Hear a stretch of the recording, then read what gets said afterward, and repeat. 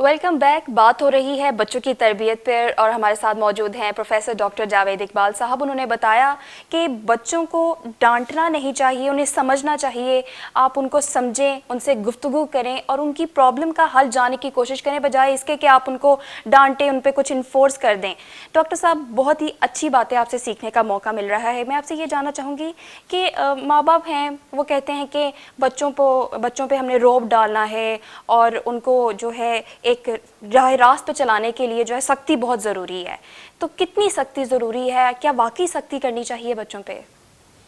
जी देखिए, ये ना एक माशरती अंडरस्टैंडिंग है कि जो शख्स सख्ती करता है ना तो उसका काम हो जाता है। हो जाता है। ये एक अंडरस्टैंडिंग है लोगों की ना, अच्छा।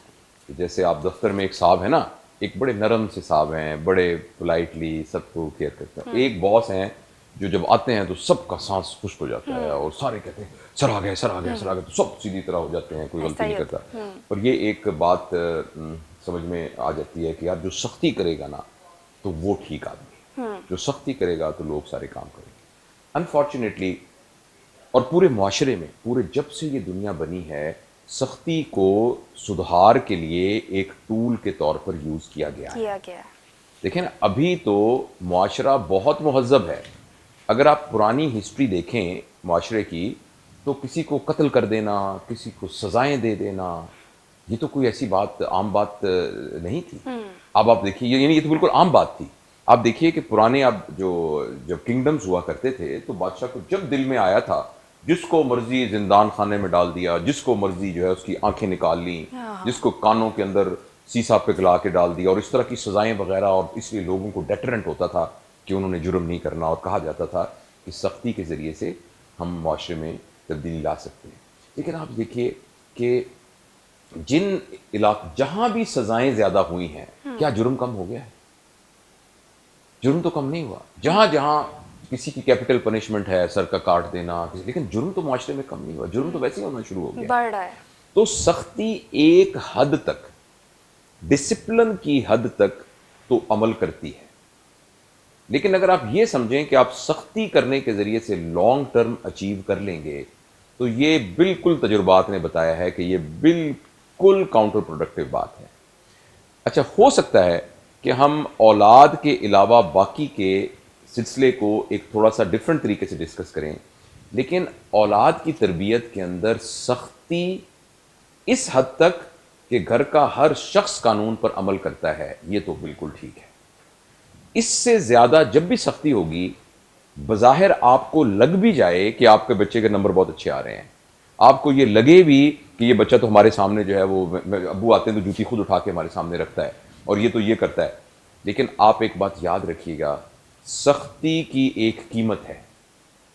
जितनी जितनी आप सख्ती बढ़ाते जाते हैं, एक चीज़ कम होने शुरू हो जाती है, वो क्या और चीज़? इत्तेफाक से वही चीज़ बच्चों की तरबियत के लिए सबसे वाइटल है। अब आपके जहन में आया ना वो क्या चीज़, और हमारे देखने वालों के जहन में भी आया वो क्या चीज़। वो चीज़ है बच्चे के साथ आपका रिलेशन। ओके। जितनी जितनी आपकी सख्ती बढ़ती जाएगी, उतना उतना बच्चों के साथ आपका रिलेशनशिप वीक होता जाएगा। और ये बात याद रखिए, बच्चे अच्छे ग्रूम होंगे, अच्छे तरबियत याफ्ता होंगे जब पेरेंट्स के साथ उनका रिलेशनशिप मोहब्बत वाला होगा। अगर उन बच्चों का रिलेशनशिप पेरेंट के साथ उसी तरह का हो जिस तरह का एक थाने में मुजरिम और थानेदार का होता है, और एक थानेदार के आने की वजह से जिस तरह मुजरिम सीधे होकर खड़े हो जाते हैं, अगर बच्चे का रिलेशनशिप भी थानेदार और मुजरिम वाला होगा, तो आप उस बच्चे को ताबेदार बच्चा बना सकते हैं, डरपोक बच्चा बना सकते हैं, मगर उस बच्चे को अपने पैरों पे खड़ा होने वाला, साहिबुर राय और आपसे आगे बढ़ने वाला, पेरेंट से आगे बढ़ने वाला, जो कि हर पेरेंट की ख्वाहिश होती है। कोई शख्स कभी भी किसी और की तरक्की को देखकर, अनलेस एंड अनटिल वो उसका बहुत ज्यादा तरबियत हुई हो, वो किसी की तरक्की को देखकर इतना खुश नहीं होता सिवाय अपनी औलाद के। उसका दिल चाहेगा कि मेरी औलाद उससे बढ़ जाए।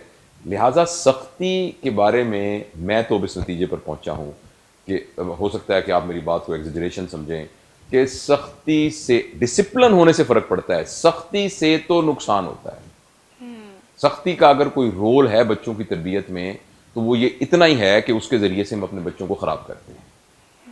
لیکن ڈسپلن اور سختی کو آپس میں ضرور گڑمڑ نہیں کرنا چاہیے. ڈسپلن اور بات ہے جس کا مطلب یہ ہے کہ ایک اصول ہے جس پر سب گھر والے عمل کر رہے ہیں, ٹھیک ہے, لیکن سختی سے آپ اپنے بچے سے اپنا ریلیشن شپ چھوڑ دیں گے. اور آپ یاد رکھیے جب بچے سے آپ کا ریلیشن شپ ویک ہوگا نا, اور بچہ, اور آپ گھر میں فائنینشیل پاور آپ کی ہے, پیسے تو ابا جی سے لینے ہیں, روٹی تو امی نے پکا کے دینی ہے, اور بچہ ابھی اتنا اس کا آزاد نہیں ہوا کہ اپنے فیصلے اکیلے کر سکے, تو وہ محتاج ہے, اور آپ اس کے ساتھ سختی کر رہے ہیں, تو بچہ آپ کو دکھانے کے لیے یہ سیکھ جائے گا کہ وہ ویسے بیہیو کرنے کی کوشش کرے جو آپ کو اچھا لگتا ہے, لیکن وہ آپ سے جھوٹ بولنا شروع ہو جائے گا, چھپائے گا آپ سے, آپ سچ چوری کرنی شروع ہو جائے گا. جب اس نے سگریٹ پی اور آپ نے اس کے ساتھ سختی کی تو اس بات کا کم امکان ہے کہ وہ سگریٹ چھوڑے گا, اس بات کا زیادہ امکان ہے کہ وہ کسی طریقے سے آپ کو یقین دلانے میں کامیاب ہو جائے گا کہ وہ سگریٹ نہیں پیتا, حالانکہ وہ سگریٹ پیتا ہے. اس کی جیب میں ہر وقت الائچیاں ہوں گی, اس کی جیب میں ہر چیز سونف ہوگی, تاکہ جب وہ گھر آئے گا تو وہ تھوڑا ابو جی مجھے سونف بڑی اچھی لگتی ہے, وہ اس طرح کا کوئی ڈرامہ بازی آپ کے ساتھ کر لے گا. تو لہٰذا آپ کے سوال کا اسٹریٹ اوے جواب یہ ہے, اور میں یہ آپ کو پوری ذمہ داری کے ساتھ کہہ رہا ہوں کہ آپ گھر میں ضرور ڈسپلن رہیں, اور ڈسپلن کی ڈیفینیشن یہ ہے کہ وہ جس پر آپ خود عمل کرتے ہیں.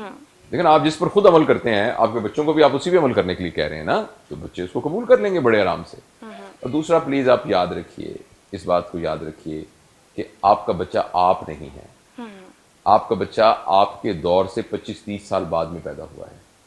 اور حضرت علی رضی اللہ تعالیٰ عنہ کا ایک قول ہے بہت بڑا, ویسے تو ہمارے بڑوں کی ساری باتیں بہت بڑی ہیں, بالکل, مگر میں تو جب بچوں کی ٹریننگ کے سلسلے میں ان کی یہ بات سنتا ہوں تو میں, میرے ذہن میں اتنی ان کی عزت احترام اور ان کا جو درجہ ہے وہ سمجھ میں آتا ہے, اور ان کی وزڈم.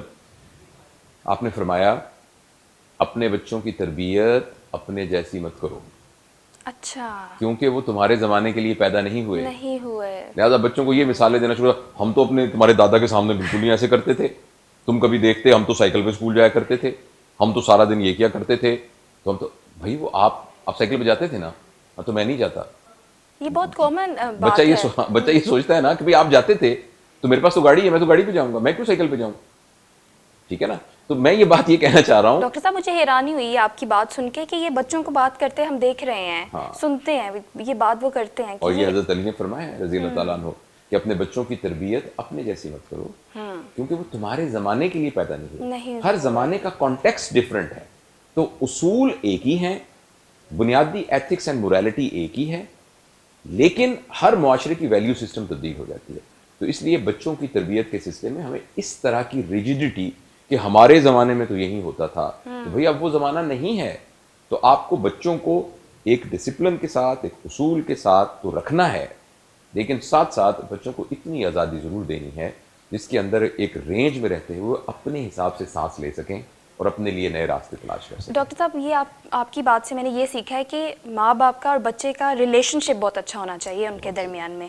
تو مجھے ایک بات یاد آ گئی, اگر آپ اجازت دیں تو میں بتاؤں. میرے ٹیچر نے مجھے بتائی کہ وہ گھر گئے, ان کی چھوٹی بیٹی ٹی وی دیکھ رہی تھی, تو انہوں نے کہا کہ بیٹا پانی دو, اور اس نے پانی نہیں دیا اور وہ کارٹون دیکھتی رہی. تو اس کی ماں نے اس کو ڈانٹا, تو وہ کہتے ہیں کہ میں نے اس کی ماں کو منع کیا کہ نہیں ڈانٹو, شاید اس کو ہم سے اتنا پیار نہیں مل رہا جتنا کارٹون سے مل رہا ہے. آپ صحیح کہہ رہی ہیں. تو یہ ریلیشن شپ بہت ضروری ہے پیرنٹس کا اور بچوں کا, لیکن یہ آپ کیا پیرنٹس کو کوئی پیغام دیں تاکہ وہ اپنے بچوں کے ساتھ ریلیشن شپ مضبوط کریں؟ جی بالکل یہی پیغام ہے جو ہم نے ساری باتیں کہی ہیں, یہ اس کو ریوائنڈ کر کے دوبارہ سنیں اور اس کو بار بار سنیں, اور یہی بات میں گزارش کرنا چاہوں گا کہ آپ اپنے بچے کو لوز مت کریں. بعض اوقات نا آپ ایک بچے کو اچھا بچہ بنانے کے چکر میں نا آپ اس کا اپنے ساتھ تعلق جو ہے وہ لوز کر دیتے ہیں. اور یہ جب انشاءاللہ ہم آئیں گے نا, میرا خیال ایک پروگرام آپ نے پلان کیا ہوا ہے جس میں کہ بچوں کے کیریئر کے سلسلے میں کیا کرنا ہے. جی بالکل, کیونکہ میں خود ڈاکٹر ہوں اور میں میڈیکل کالج میں پرنسپل تھا, اور میں بہت عرصہ جو نیا فرسٹ ایئر کا بیچ آتا ہے جو کہ ہزار نمبر لے کے بچے آتے ہیں اور وہ جو بن کے آئے ہوئے ہوتے ہیں, میں فرسٹ ہینڈ وٹنس ہوں اس کا. تو ہمارا یہ خیال ہوتا ہے کہ ایک پائپ ہے, اس پائپ کے اندر سے آپ گزریں گے تو پرلی طرف آپ کو میڈیکل کالج میں داخلہ ملے گا مثال کے طور پر. تو اب آپ نے مروڑ توڑ کے اپنے اس بچے کو اس پائپ سے نکالنا ضرور ہے, لیکن جو بچہ وہ نکلے گا اندر سے, وہ بیچارے کا کیا حشر ہوا ہوگا. یہ میں نے ایک ایگزیجریٹڈ مثال دی ہے آپ کو. جو میں کہنا چاہتا ہوں وہ یہ کہنا چاہتا ہوں کہ بچہ ایک خود رو پودا ہے, ٹھیک ہے. آپ تھے گلاب کا پھول, آپ کا بچہ ہے چنبیلی کا پھول. اس کو آپ گلاب کا پھول بنانے کی کوشش مت کیجیے, آپ اس کو چنبیلی کا پھول ہی بننے دیں. اس کا کھلنا اور اس کی جو نشو و نما ہے وہ چنبیلی کا پھول بننے میں ہے. اگر آپ اس کو زبردستی گلاب کا پھول بنیں گے تو پتہ کیا ہوگا, گلاب کا پھول تو خیر وہ بالکل نہیں بن سکتا, لیکن ایک اور بڑی خطرناک بات ہوگی کہ وہ بیچارہ چنبیلی کا پھول بھی نہیں بن سکے, نہیں بن سکتا, جس کے بننے کے لیے وہ پیدا ہوا تھا وہ بھی نہیں بن سکتا, اس کی اپنی ایبلٹیز ختم ہو جائیں گی, وہ بھی نہیں بن سکے گا. تو اس لیے ہمیں آئیڈینٹیفائی کرنا چاہیے کہ بچے کو اپنے خوابوں کے بھینٹ نہیں چڑھانا چاہیے. اور میں آپ کو بڑی مزیدار بات بتاتا ہوں, ہمارے پاس جب میڈیکل کالج میں بچے آتے ہیں نا, تقریباً 300 بچے ایک سرکاری میڈیکل کالج میں داخل ہوتے ہیں, اور میں نے یہ ہر دفعہ ایکسرسائز کیا, میں ان سے پوچھتا ہوں کہ بھائی بتائیے اب ڈاکٹر کیوں بنے, اور ڈریے گا مت, ہم بڑے فرینک ماحول میں ڈسکس کر رہے ہیں, ان کو تھوڑا تسلی دے کے.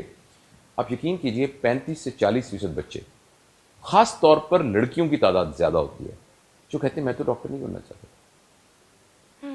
میری امی نے کہا تھا ڈاکٹر بننا.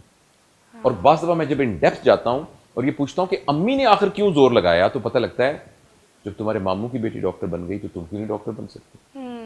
تو بنیادی طور پر آپ کی اپنی ایک خواہشات ہیں نا. ڈاکٹر, میں خود ڈاکٹر ہوں, میرے بچے ڈاکٹر ہیں, میری بہو ڈاکٹر ہے, میرا داماد ڈاکٹر ہے, مطلب میں تو یہ نہیں کہہ رہا کہ ڈاکٹر بننا بری بات ہے, یا کچھ بھی کرنا بری بات ہے, لیکن اگر کوئی بننا چاہے تو, اگر ایک شخص جو ہے اپنے ہنر کو ایز این آرٹسٹ کرنا چاہتا ہے, ایک اپنے ہنر کو ایک بزنس میں ایکسپریس کرنا چاہتا ہے, ایک اپنے ہنر کو اس میں کاشتکاری میں دکھانا چاہتا ہے, یا کسی اور شعبے میں دکھانا چاہتا ہے, تو آپ کیوں اپنی خواہشات, اور اس کو آپ ڈسپلن کہتے ہیں, آپ اس کو اچھی تربیت کہتے ہیں, اور آپ اس پر ایک تمغہ لینا چاہتے ہیں. میرے 4 بچے تھے, چاروں بچوں کو میں نے نا, تو آپ دیکھیں میں سارا دن جاگتی تھی, سارا دن میں ان کو پڑھاتی تھی یا پڑھاتا تھا, میں خود ٹیوشن چھوڑنے جاتا تھا, لیکن دیکھیں میں نے چاروں کو ڈاکٹر بنا دیا. ڈاکٹر صاحب ایسے بھی تو ہوتا ہے نا کہ پیرنٹس کی جو اپنی وش ہوتی ہے, وہ جو خود نہیں بن پائے ہوتے, تو وہ چاہتے ہیں کہ ہماری اولاد بن جائے, ہم ان کو ویسے دیکھیں, لیکن ہم نے ایک الگ سے پروگرام سوچا ہے, نیکسٹ پروگرام ہم اسی پر کریں گے سارا کا سارا. آپ نے اسی آج کے پروگرام میں بتایا کہ ہم بچے کو ڈانٹتے ہیں اور کہتے ہیں کہ دیکھو تمہارا بھائی بیٹھ کے پڑھ رہا ہے اور تم کیا کر رہے ہو. تو جب بچوں کا ہم کمپیریزن کرتے ہیں اس کے اپنے بہن بھائیوں کے ساتھ ہی یا دوسروں کے بچوں کے ساتھ, جو موسٹلی ہم کرتے ہیں, اسے آپ کیسے دیکھتے ہیں؟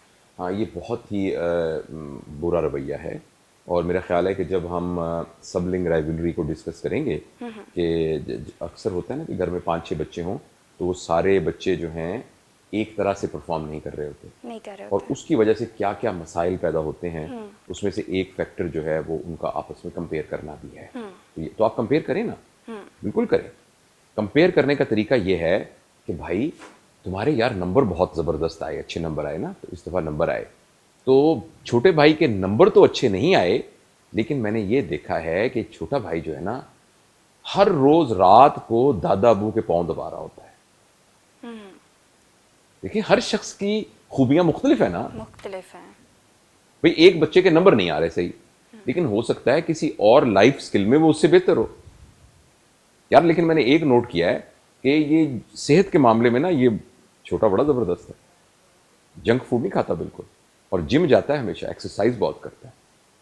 تو باقی یہ کہ میں اسے بلکہ تم بھائی کو گائیڈ کرنا, تھوڑی سی یہ نمبر وغیرہ اس کے بھی ذرا بہتر آئیں, اور تم یار ذرا بڑے بھائی کو بتانا یہ سارا دن پڑھتا ہی رہتا ہے, تو یہ اپنی ایکسرسائز کرتا نہیں, دیکھو یہ کتنا کمزور سا ہوا ہے. تو آپ نے کیا کیا ہے, آئیڈینٹیفائی کیا ہے کہ بھئی آپ کو اپریشیٹ کیا کہ آپ کے نمبر آئے, لیکن دوسرے کو اپریشیٹ کیا کہ نمبر تمہارے نہیں آئے, لیکن میں بہت خوش ہوں کہ تم باقی چیزوں پر تو بالکل ٹھیک ہو.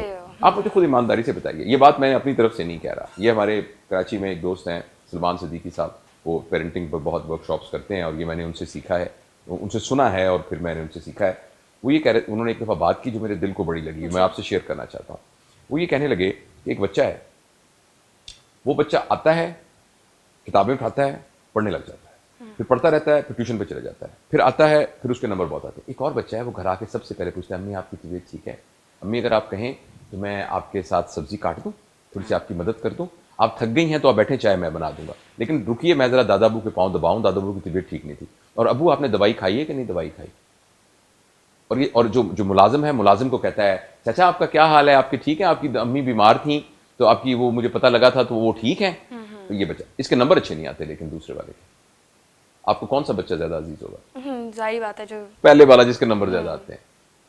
لیکن آپ سچ بتائیے, کیا زندگی کی سکلز جو ہیں یہ جس کے نمبر کم آ رہے ہیں اس نے زیادہ سیکھی ہیں یا وہ پہلے والے نے زیادہ سیکھی ہیں, جس کو اس بات کا پتہ ہی نہیں ہے کہ اس کا باپ کس حالت میں ہے, اس کی ماں کس حالت میں. میں اس کا قطعاً یہ مطلب نہیں کہہ رہا کہ یہ والا بندہ اس کے نمبر نہ آئے, پلیز اس کا یہ مطلب مت سمجھیے گا. میں چاہوں گا کہ یہ جو دوسرا والا ہے جس کو لائف سکلز بھی آئی ہیں, اس کے نمبر بھی اچھے آئیں, مجھے کوئی پرابلم نہیں, لیکن ہم اپنے مائنڈ سیٹ کو اس بات پر رکھیے کہ صرف بچوں کی تعلیم تربیت کا یہ مطلب نہیں ہے کہ ان کے نمبر بڑے اچھے آتے ہیں اور ان کا یونیورسٹی میں داخلہ ہو جاتا ہے بس, تو یہ سب کچھ نہیں ہے. ٹھیک ہے ڈاکٹر صاحب, جیسے کہ آپ کو پتہ ہے کہ پروگرام کا ایک لمیٹڈ سا ٹائم ہوتا ہے, تو ہم نے نیکسٹ پروگرام بھی اسی پر کرنا ہے, مزید آپ سے سیکھنے کا موقع ملے گا, لیکن آپ کو پتہ ہے اسی طرح ہم اختتام کی طرف نہیں جاتے, آپ کچھ عرض کرتے ہیں اور ہم تھوڑا سا انجوائے کرتے ہیں, تو آپ پلیز آج کیا ہمیں سنائیں گے؟ آج میں آپ کو ایک نظم سناتا ہوں, بلکہ پچھلی بار میں نے آپ کو ایک نظم سنائی تھی, آج میں ایک غزل سناتا ہوں. ٹھیک ہے. وہ غزل یہ ہے کہ تخیل کو سہارا چاہیے تھا, جو ہمارا تھاٹ پروسیس ہے نا, تخیل کو سہارا چاہیے تھا, ہمیں ایک استعارہ چاہیے تھا, بس اتنا تھا کہ اس نے مڑ کے دیکھا, بس اتنا تھا کہ اس نے مڑ کے دیکھا, تصور کو اشارہ چاہیے تھا, بس اتنا تھا کہ اس نے مڑ کے دیکھا, تصور کو اشارہ چاہیے تھا, میسر تھا ذرا سا پیار لیکن ہمیں سارے کا سارا چاہیے تھا, واہ واہ, میسر تھا ذرا سا پیار لیکن ہمیں سارے کا سارا چاہیے تھا, محبت ایک سمندر کی طرح تھی, ہمیں جس کا کنارہ چاہیے تھا, محبت ایک سمندر کی طرح تھی, ہمیں جس کا کنارہ چاہیے تھا, وہ خود کو راز رکھنا چاہتا تھا, وہ خود کو راز رکھنا چاہتا تھا, ہمیں وہ آشکارا چاہیے تھا, بہت سے ہاتھ تھے جو تھام لیتے, بہت سے ہاتھ تھے جو تھام لیتے, ہمیں لیکن تمہارا چاہیے تھا, واہ واہ, اور جو اپنے بس میں تھا سب کر لیا تھا, جو اپنے بس میں تھا سب کر لیا تھا, مقدر کا ستارہ چاہیے تھا. زبردست, very nice, thank you so much sir. آج آپ سے بہت کچھ سیکھنے کا بہت موقع شکریہ. ملا, انشاءاللہ اگلے پروگرام میں بھی آپ سے بہت کچھ سیکھنے کا موقع ملے گا. ہم نے آج یہ جانا کہ بڑا آدمی بننے کے لیے تربیت کا بہت عمل دخل ہے, اور تربیت پیدا ہوتے ہی شروع ہو جاتی ہے. بچے اپنے ماں باپ کو دیکھ کے سیکھتے ہیں. آپ کو گھر میں SOPs بنانے ہیں, آپ ایک نظام بنائیں جس کو بچے فالو کریں, ان پہ کچھ انفورس نہیں کریں. انشاءاللہ مزید بھی اسی سلسلے کو ہم بڑھائیں گے اور مزید بھی ڈاکٹر صاحب کی رہنمائی لیں گے. آج کے پروگرام کا وقت ختم ہوا, ہمیں دیجیے اجازت, اللہ حافظ.